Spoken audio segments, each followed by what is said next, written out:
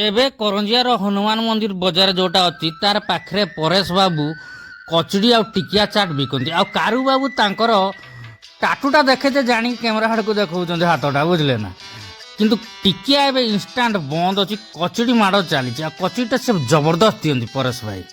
ତ ଭିଡ଼ ବି ପୁରା ଜୋରଦାର ଅଛି। ତ ମୁଁ ବି ଗୋଟେ କଚୁଡ଼ି ମଗାଇ ଦେଇଛି, ଆଉ ଟୁନା ମୋ ସାଙ୍ଗରେ ଅଛି। ତ କଚୁଡ଼ି ତିଆରନ୍ତୁ, କିଏ ଭାଙ୍ଗିକିରି ବି କଚୁଡ଼ି ନିଅନ୍ତି, କିଏ ଗୋଟା ବି ନିଅନ୍ତି। ମୋର ଗୋଟା ପସନ୍ଦ।